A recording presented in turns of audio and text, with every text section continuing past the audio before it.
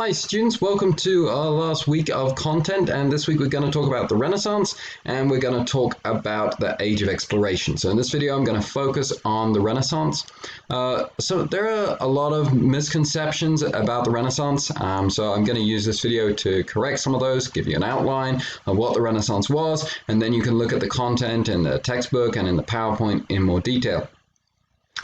First point to make is that generally people want to draw a distinction between the medieval period and the Renaissance period. They want to say the medieval period is kind of dark and unlearned and uneducated and superstitious, and then the Renaissance is more about rationality and learning and progress. Actually, the more that we know about the Renaissance and the more that we know about the medieval period, the more similarities we see between the two.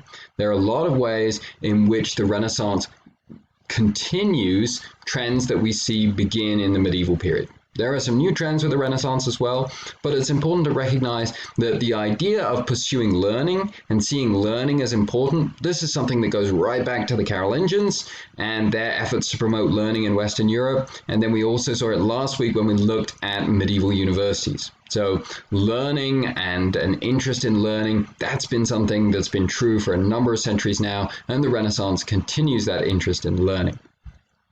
Also, an interest in foreign and ancient cultures. We see this with the medieval period, medieval interest in ancient Rome, medieval interest in the Middle East. This is also continued in the Renaissance, but it's not something the Renaissance starts. It's something that originated in the medieval period that the Renaissance continues.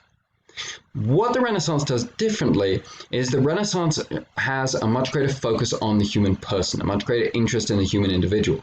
Some historians have argued that this is a result of the disasters of the 14th century that we looked at last week. So last week we saw how we have plagues and famines and wars and all these hardships that human beings are enduring, and that breeds a new interest in how are individual human beings, how are individual persons experiencing these events, and what can an individual person expect to achieve, or what kind of heights and records can they expect to reach, what kind of sufferings can they endure. This renewed interest in the human person that is new with the Renaissance is called humanism. It's new compared to the medieval period. And humanism combined with a medieval interest in learning, a medieval interest in ancient texts, this together is what's known as the Renaissance. And so with the Renaissance, we see an effort to both understand the human individual and human experiences, but also to recover some of the achievements of the ancient world. So we see this with architecture, which attempts to restore the Roman practices of architecture. We see this with art, in that unlike medieval art that emphasized allegory and was typically 2D, Renaissance art is going to emphasize realism, is going to want to depict human beings as accurately as possible and as they really are. And Renaissance art is going to place a particular focus on expressing the human being and expressing the perspective of the human individual. And so we can see this when we look at the work of someone like Michelangelo, Michelangelo's David, or Michelangelo's Last Judgment. Michelangelo wants you to recognize that these people are real flesh and blood human beings, that they have the same sense experiences that any other human being does. And so that aspect, how would an ordinary human, or how do human beings generally experience the fear of confronting Goliath, the awe of the Last Judgment, and the second coming of God at the end of the world? How would any human being experience that? That's what we see emphasized with the Renaissance, along with this effort to capture realism, to capture 3D perspective, to show things as accurately as they really are in the real world. So, art and architecture of the Renaissance, what the Renaissance is, we've covered. Now we just want to talk briefly about science and religion during the Renaissance. The big change that we're going to see in science in the time of the Renaissance is the rise of the Copernican model of the universe. Previously, the model of the universe that was most widely accepted in the medieval world was the Ptolemaic model from ancient Greece. So this shows you that medieval people were interested in ancient Greece and Rome as well. It wasn't something that necessarily started with the Renaissance. The Ptolemaic model placed the Earth at the center of the universe and argued that all the other celestial bodies, the sun and the planets and the stars, were rotating around the Earth. Now, there were some religious reasons for arguing for this, but some Christian reasons, but Ptolemy wasn't a Christian. This theory was based on what people could observe at the time without the invention of the telescope. It made the most sense based on the observations at the time. So people who suggest that this theory was only followed for dogmatic or religious reasons are incorrect. What happens during the Renaissance is that you have a new current of interest in promoting a theory of the universe called heliocentrism.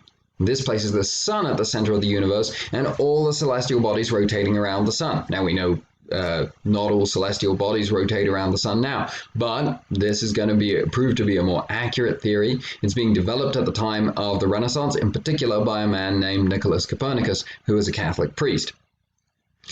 The reason that I bring this up in this video is that I think that not only is the model of the universe changing because it's changing to a more accurate model based on new observations. There's a limit to what those observations can show at the time of Copernicus. I think the change from the Ptolemaic model being the predominant model to the Copernican model being the predominant model, and I say predominant because up through 1500 people are going to accept both. There's also a cultural reason behind this. That if you think about medieval culture and the medieval universe that we talked about how the medieval cathedral is a microcosm of the medieval universe. That people could come to the medieval cathedral, they could stand in the cathedral, they could look up around them and feel that they were a part of the universe, that they were connected to this universe. But also that this church and the rituals that went on in there were the center of the universe, were what was most important in the universe at the time. And so culturally, it also makes sense that this geocentric model would be the model that was most popular at this time. What we find in the Renaissance is that there's more an interest of the human individual looking into the world rather than feeling present within the center of the world or the center of the universe. And so I think that's another cultural reason why this heliocentric view starts to become more prominent. That instead of seeing the universe as centered around the Earth, people looking up from the Earth into the universe, but being contained in the heart of the universe, instead there's a growing receptiveness to the idea that the Earth is not at the center of the universe, but human beings are looking into the center of the universe and looking towards the sun. So that's why I bring these advances in science up as an example of the way Renaissance culture is changing. The last thing I'm going to talk about is the Renaissance attitude to religion. Common misconception in the Renaissance is that the Renaissance is the beginning of a new type of secularism and a rejection of religion. This is absolutely not true. This was still a highly religious age. It's an age that's going to give birth to the era of the Protestant Reformation, where people are going to go to war over religion. So religion, very important in this society, but the way that religion is being practiced is also being influenced by the Renaissance. There's a new interest in texts and refining and revising translations of the Bible to make them more and more accurate, and that goes for other Christian sources as well, but also an interest in religion as how it's experienced by human beings. What is a spiritual, what is a religious experience that a human individual has? Medieval spiritual thinkers and writers had not been as interested in these aspects of religion, but they have a new focus and a new popularity during the Renaissance because of the Renaissance interest in the human individual, the way the human individual's mind works, and what human individuals are trying to achieve and able to achieve.